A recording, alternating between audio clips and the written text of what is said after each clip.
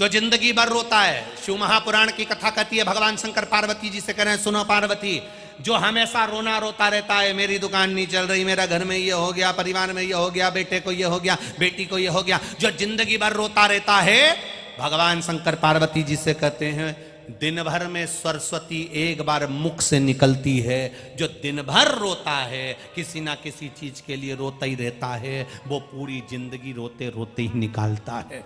जो दुख आने पर भी कह दे कि परमात्मा है, भोलेनाथ जी बैठे हैं, मुझे टेंशन नहीं है, तो वो अपनी जिंदगी को खुश होकर जी लेता है। फिर उसको दुख नहीं झेलता, फिर उसको दुख नहीं। कितना एक भील की कथा आती है शिव पुराण के अंतर्गत। एक भक्त भील था जिसका नाम था चंड, चंड भील।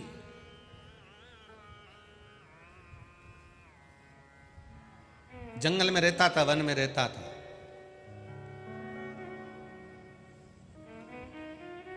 जंगल में रहता, वन में रहता, और वन में रहते रहते रहते रहते एक बार निकल के जा रहा था तो उसको टूटा हुआ खंडेरा शिवालय दिखा। शिवालय मतलब शंकर का मंदिर, टूटा हुआ। जब टूटा हुआ खंडेरा दिखा, शिवालय दिखा, तो वो शिवालय में गया। उसने देखा यहां शंकर जी हैं, शंकर भगवान का शिवलिंग रखा हुआ है। चंड भील ने देखा यहां पर कोई पूजन करने वाला नहीं, आराधना करने वाला नहीं, कोई नमन करने वाला नहीं, कोई प्रणाम करने वाला नहीं, तो चंड भील ने वो शंकर भगवान के शिवलिंग को कंधे पर उठा लिया और उठाकर लेकर अपने घर चले गया। घर पर गया तो घर में झोपड़ा, कोई इतना बड़ा मकान तो नहीं था, कोई बड़ा भवन तो था नहीं, कोई बड़ा महल तो था नहीं भील का। चंड भील ने अपने झोपड़े में शंकर भगवान के उस शिवलिंग को रख लिया। अब चंड भील गांव के बुजुर्ग के पास गया और बुजुर्गों से पूछा कि शंकर जी की सेवा कैसे करते, शिवलिंग की सेवा कैसे करते। तो चंड भील को कहा गया कि शंकर जी को चाहिए क्या, पानी चढ़ा दो, चिता भस्म चढ़ा दो और बेलपत्र पुष्प चढ़ा दो। कि चिता भस्म क्या होती है?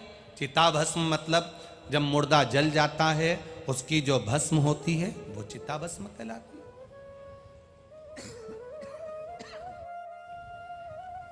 चिता भस्म, हाँ। चंड भील ने नियम ले लिया, मेरे गांव के बुजुर्ग ने जो बताया है, जल चढ़ाऊंगा, फूल चढ़ाऊंगा, बेलपत्र चढ़ाऊंगा, चिता भस्म चढ़ाऊंगा। चंड भील गया, शमशान में पहुंचा, चिता भस्म भर के पोटली ले आया, घर में रख ली, शंकर जी की पूजन करने लगा। उसको नहीं आता था, किसी ने बताया, वैसा कर दिया।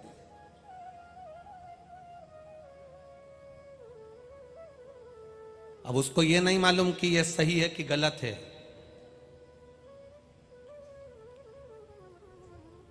एक होते हैं वेद, एक ब्राह्मण बड़े विद्वान, बहुत प्रबल विद्वान, वो मंदिर में पूजन कर रहे हैं और शंकर भगवान के लिए वेद ध्वनि कर रहे हैं, मंत्रों का उच्चारण कर रहे हैं, खूब भगवान को रिझा रहे हैं। एक छोटा सा बच्चा जल चढ़ाने जाता था, छोटा सा लोटा लेकर। वो पंडित जी को देखता था कि रोज मंत्र जप रहे हैं, रोज बोल रहे हैं, तो उस बच्चे ने भी मुंह से बड़बड़ाना चालू कर दिया। बच्चा तो बच्चा ही था। अब पंडित जी मंत्र बोल रहे थे, ये चालू हो गया है, A for apple, B for ball, C for cat, D for dog. चढ़ा। पंडित जी ने चिल्ला दिया, पागल हो गया, मूर्ख हो गया, मेरी नकल कर रहा है, मैं मंत्र पढ़ रहा हूं, तू ए फॉर एप्पल पढ़ रहा है, बी फॉर बॉल पढ़ रहा है। उसने कहा, अंकल, अब उसको नहीं मालूम पंडित जी हैं, अंकल मुझे ये मंत्र नहीं आते, इसलिए मैं शंकर जी को बस यही बोल रहा हूँ। अंग्रेजी में भगवान को रिझा रहा है। फिर दूसरे दिन गया तो वो हिंदी सीख गया। आ से अनार का, का से कबूतर, खा से खरगोश, बा से बकरी, गा से गमला, घा से घड़ी, डा से ढक्कन, डा से डम। फिर पंडित जी को गुस्सा आया, अरे पागल हो गया, ये काका काका है, क्यों पढ़ रहा है? आप वेद मंत्र पढ़ रहे हो, मुझे नहीं आता, मुझे मंत्र नहीं आता। ये आ से लेकर अंगा तक के बीच में भगवान शंकर खुद मंत्र बना लेना, खुद पढ़ लेना, हमको तो केवल इतना ही आता है। उसी समय ब्राह्मण देवता मंत्र पढ़ते रहे पर शिव प्रकट नहीं हुआ। और वो छोटा सा बच्चा जिसे कुछ नहीं आता, जो दिल का निर्मल था, साफ था, तुरंत शिव जी वहां प्रकट हो जाते हैं। क्योंकि भगवान दिल देखता है, मन देखता है, हृदय देखता है। निर्मल मन सो मोहि भावा, मोहि छल छिद्र कपट ना। भगवान मन देख रहा है, निर्मल भाव देख रहा है, निर्मल भावों की शुद्धता देख रहा है, श्रेष्ठ चित्त देख रहा है। चिताभस्म चढ़ाई चंड भील ने। भगवान का रोज श्रृंगार करता, रोज बेलपत्र चढ़ाता, फूल चढ़ाता, समय बीतता गया, बीतता गया, बीतता गया। चिताभस्म खत्म हो गई, गया दूसरी चिताभस्म ले आया, फिर चढ़ाई। सालों निकलते चले गए, सालों। एक बार चिताभस्म ढूंढने के लिए गया पर चिताभस्म मिली नहीं, कहीं पर भी चिताभस्म नहीं मिली। 11 दिन हो गए, इसने सही से भोजन नहीं करा, पानी नहीं पिया। पत्नी ने पूछ लिया, भील की पत्नी भीलनी ने पूछा, स्वामी स्वामी। भील ने कहा, क्या बात है? आप सही से भोजन नहीं कर रहे हो, पानी नहीं पी रहे हो, तुम घर में भी नहीं रह रहे हो, कहाँ घूमते रह रहे हो? पति के मुख से निकल गया, चिता भस्म खत्म हो गई। ढूंढने के लिए जा रहा हूं पर कोई मुर्दा जला हुआ मिलता नहीं, तो चिता भस्म कहां से लाऊं? कहां से लाऊं मैं चिता भस्म? धर्म पत्नी बड़ी संस्कारी थी। धर्म पत्नी ने कहा, स्वामी एक काम क्यों नहीं करते? अगर चिता भस्म नहीं मिल रही तो मैं आज नहीं तो कल मरूंगी ना, आग में जलूंगी ना, भस्म तैयार होगी ना, उससे अच्छा है मैं भस्म तैयार कर देती हूं, अभी जलकर भस्म हो जाती हूं। पति ने कहा, मूर्ख हो जैसी बात मत करो, पागल हो गई हो जो ऐसी बात करती हो? पागल हो गई हो जो ऐसी बात कर रही हो कि तुम जलकर चिता भस्म दे दोगी? ना ना ना ना, ऐसा नहीं करिएगा। स्वामी आपके चरणों की दासी हूं, ये जीवन मिला है, शंकर जी को समर्पित हो जाए, इससे ज्यादा कुछ नहीं चाहिए। आप मेरा निवेदन स्वीकार करिए, शंकर भगवान के शिवलिंग को झोपड़े में से ले जाकर पीपल के वृक्ष के नीचे रख दो, पीपल के पत्ते के ऊपर पीपल के वृक्ष के नीचे शिवलिंग रख दो, मैं इस झोपड़े में आग लगाऊंगी, जल जाऊंगी। इतना बड़ा झोपड़ा जब जलेगा तो भस्म ही भस्म इकट्ठी हो जाएगी, ये भस्म सालों तक चलेगी।